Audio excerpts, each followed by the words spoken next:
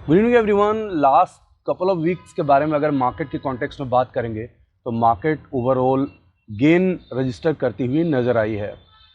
अगर आप Chinese economic recovery को लेकर के बात कर लें, जो पोस्ट कोविड-19 आउटब्रेक के बाद हुआ है, अभी रिसेंट जो वहाँ पे कोरोना के केसेस हुए थे उसके बाद वहाँ इकोनॉमी रिकवर होती हुई नज़र आई। और स्पेशली अगर इंडियन कॉन्टेक्स्ट में बात करेंगे, इंडियन स्टॉक मार्केट कॉन्टेक्स्ट में, तो रिलायंस इंडस्ट्रीज़ ने करीब 8% का बहुत ही बेहतरीन रिटर्न दिखाता हुआ नज़र आया। इनफैक्ट अगर पूरे साल के बारे में बात करें तो ये सप्ताह ऐसा था जिसमें रिलायंस ने सबसे ज़्यादा बेहतरीन परफॉर्म किया। तो मार्केट को अच्छा होना ही था, लेकिन हाईएस्ट लेवल से मार्केट में फ्राइडे को शार्प सेलिंग देखने को मिली। तो आज इस वीडियो में मैं ये बात करूंगा कि नेक्स्ट वीक कौन से ऐसे बड़े इवेंट्स हो सकते हैं जिस पे मार्केट डिपेंड करेगा, वो कौन से वैसे अहम ट्रिगर हैं जो मार्केट की डायरेक्शंस को डिसाइड करेगा। तो आज वीडियो में इसके बारे में ही बात करते हैं। लास्ट तक आप इस वीडियो को देखिएगा। मेरा नाम अनुराग है, मैं सनफिप क्रिप्टो का फाउंडर हूँ, एक सेबी सर्टिफाइड रिसर्च एनालिस्ट हूँ और एक प्रोफेशनल ट्रेडर हूँ। मार्केट में वोलाटिलिटी अच्छी खासी है और इसलिए खासा कॉशस रखना पड़ रहा है। और अगर आप एक प्रोफेशनल स्टॉक मार्केट ट्रेडर हैं तो आपके ट्रेडिंग टर्मिनल के पास ज़रूर इकोनॉमिक कैलेंडर आपके पास होने चाहिए। यानी नेक्स्ट फ्यू वीक्स में, नेक्स्ट कपल ऑफ मंथ्स में कौन से ऐसे मेजर इवेंट्स हैं जो स्टॉक मार्केट के डायरेक्शन को डिसाइड कर सकते हैं, उसका आपके पास रिकॉर्ड होना ज़रूरी है। वरना आप यही कहेंगे जैसा कि अदर ट्रेडर बोलते हैं कि पता ही नहीं हुआ अचानक से क्या हुआ मार्केट में, मार्केट नीचे आ गई। एक्चुअल में कुछ न कुछ इवेंट होते हैं, सीरीज ऑफ इवेंट होते हैं जिसके बारे में आपको जानकारी नहीं होती है। तो सबसे पहले फर्स्ट जिस इवेंट के बारे में बात करता हूं वो है सबसे important RBI meetings on 8th of June. 8 तारीख को आरबीआई की मॉनेटरी पॉलिसी को लेकर के मीटिंग है और वहाँ पे क्या आउटकम आता है वो मार्केट की डायरेक्शन को डिसाइड करने के लिए बहुत इंपॉर्टेंट होगा। और आरबीआई क्या ये मीटिंग इसलिए भी खासा इंपॉर्टेंट हो जाता है क्योंकि एक्चुअल में आरबीआई मीटिंग शेड्यूल्ड थी जून में ही, 8 जून को ही, लेकिन सडन एक मीटिंग ऑर्गेनाइज किया गया मई में और 40 बेसिस पॉइंट जो है वो इंटरेस्ट रेट हाइक किया गया था और उससे ये मार्केट में ट्रिगर मिला था कि इन्फ्लेशन काफ़ी हाइयर है, इसलिए ये इंटरेस्ट रेट को बढ़ाया गया। लेकिन अब सवाल ये उठता है कि 40 बेसिस पॉइंट ऑलरेडी बढ़ा दिया गया है रेपो रेट, तो अब 8 जून को क्या होगा। कई जगह पे बातें हो रही है कि इस बार भी 25 बेसिस पॉइंट से 75 बेसिस पॉइंट के आसपास कुछ ना कुछ ज़रूर हो सकता है। देखिए क्या होता है। एंड ऑफ कोर्स अगर इंटरेस्ट रेट हाइक करने की बात हुई, इंटरेस्ट रेट बढ़ाए गए, तो मार्केट में फिर से सेलिंग ट्रिगर हो सकती है।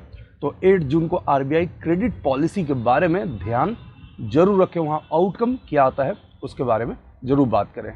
सेकेंड जो मोस्ट इंपॉर्टेंट पॉइंट है वो है ECB meetings on 9th of June. ECB मतलब यूरोपियन सेंट्रल बैंक, जैसे इंडिया में आरबीआई है उसी तरीके से यूरोपियन जोन के लिए यूरोपियन सेंट्रल बैंक है, ईसीबी जिसे बोलते हैं। तो 9th जून को ईसीबी का मीटिंग इतना इंपॉर्टेंट इसलिए हो जाता है कि अभी रिसेंट में जो यूरो जोन का इन्फ्लेशन है वो मल्टी ईयर हाई पे है। इवन 8% से भी ज़्यादा का इन्फ्लेशन यूरो जोन में हो चुका है, यूरोपियन कंट्रीज़ में हो चुका है।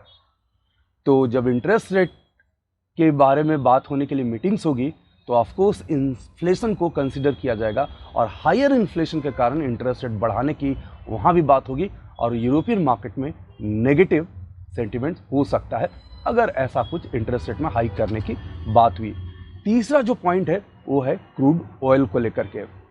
क्रूड ऑयल बेसिकली इसे ब्लैक गोल्ड कहा जाता है, इकोनॉमी का बैकबोन होता है और अभी अभी क्रूड ऑयल ने नया हाई बनाया था $123 पर बैरल का। कूल ऑफ हुआ था, उसके बाद ये नया हाई बनाया। हालांकि ओपेक ने जब सप्लाई को इंक्रीज़ किया तो क्रूड ऑयल थोड़ा सा कूल ऑफ हो गया है, लेकिन फिर भी क्रूड ऑयल का लगातार बढ़ते रहना और ऊपर पे रहना मार्केट को प्रेशर में लाने के लिए काफ़ी होता है। तो ऑयल में क्या चल रहा है उसके बारे में भी इस सप्ताह में ज़रूर ध्यान से देखिए। वीडियो बनाते हुए कई बार मुझे रुकना पड़ता है क्योंकि ऊपर से प्लेन यहाँ पे रेगुलरली गुजर रहे होते हैं। Near by he international airport है, मैं साउथ दिल्ली में रहता हूँ, तो कई बार वीडियो को यहीं पे पॉज करना पड़ता है। एनीवे, कुछ और इकोनॉमिक डेटा के बारे में बात करते हैं, और वो है चाइना में आ रहे इन्फ्लेशन डेटा। नेक्स्ट वीक में चाइना अपना इन्फ्लेशन डेटा पोस्ट करेगा और वो खासा इंपॉर्टेंट होगा, क्योंकि आप जानते हैं कि ग्लोबल मार्केट का कैस्केडिंग इफेक्ट इंडियन मार्केट पे भी होता है, और China being one of the largest economy in the world, वहाँ जो चीज़ें होंगी इंडिया उसी के अकॉर्डिंग रिएक्ट करता हुआ नजर आएगा। और सिर्फ चाइना का ही कोई मेजर डेटा नहीं है, इंडियन कॉन्टेक्स्ट में बात करें तो इंडिया में भी next week IIP data post होने वाला है, index of industrial production. Industry का क्या हेल्थ है उसके बारे में बात किया जाएगा। अब एक और इम्पोर्टेंट पॉइंट को लेकर के बात कर लेते हैं कि FIs के सेलिंग्स के क्या हालचाल है। FI यानी फॉरेन इंस्टीट्यूशनल इन्वेस्टर। वैसे फॉरेन इन्वेस्टर्स जो इंडियन स्टॉक मार्केट में इन्वेस्ट करते हैं उन्हें FIs कहते हैं, और लगातार ये देखा गया है कि FIs ने सेलिंग हैवली करी है। और अगर लास्ट वीक के बारे में भी बात करेंगे तो 3,417 करोड़ की सेलिंग FIs ने करी है। यानी मार्केट तो ऊपर आई थी लेकिन नेट में FI सेलिंग में ही था। तो क्या FIs अगले सप्ताह भी सेल करेगा? अगर पूरे साल के बारे में बात करेंगे तो 1.80 लाख करोड़ की सेलिंग FIs कर चुका है। तो इसलिए सेलिंग बहुत ज़्यादा है। लेकिन यहाँ पर गुड न्यूज़ ये है कि सेलिंग की जो मोमेंटम है ना, वो थोड़ा लास्ट मंथ आते आते थोड़ा स्लो हुई है। तो ये काफ़ी अच्छी बात है। स्पेशली लास्ट वीक के बारे में बात करेंगे तो मोमेंटम थोड़ा सा स्लो होता हुआ नज़र आया है। तो सवाल ये उठता है, क्या FIs की जो नेट सेलिंग है अब बाइंग में कन्वर्ट होने वाली है? लेट्स वेट एंड वॉच कि क्या होता है ये। लेकिन एक इम्पोर्टेंट ट्रिगर होगा जो नेक्स्ट वीक मार्केट के लिए हमें अपने कंसिडरेशन में रखना चाहिए। लास्ट पॉइंट बात कर लेता हूँ मॉनसून को लेकर के।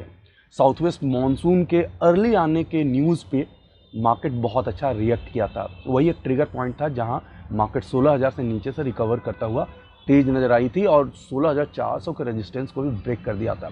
अर्ली मॉनसून आने से कल्टीवेशन अच्छे होने के चांसेस होते हैं, फूड के जो प्राइसेस हैं वो कूल ऑफ होने के चांसेस होते हैं, तो उसके कारण मार्केट अच्छा होता हुआ नज़र आया। तो मॉनसून एक काफ़ी इम्पोर्टेंट ट्रिगर अगले सप्ताह के लिए भी रहेगा। और जो रूरल डिमांड है, फार्मर की इनकम्स है या क्रॉप यील्ड्स है, इस पे भी मार्केट खासा ध्यान देता हुआ नजर आएगा।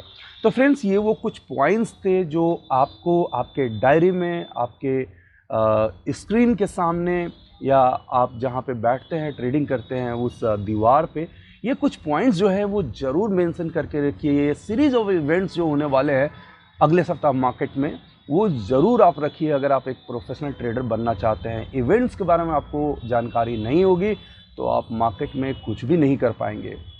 चार्ट तो आप देख लेंगे लेकिन अमाउंट ऑफ इफेक्ट कितना बड़ा हो सकता है वो समझने के लिए आपको economic indicator, series of events, इनके बारे में अंडरस्टैंडिंग करना ज़रूरी होता है। इसलिए तो मैं अपने सारे वेबिनार में, वर्कशॉप में, क्लासेस में, सेशंस में इसके बारे में बहुत ज़्यादा बात करता हूँ और ये बहुत ज़रूरी है।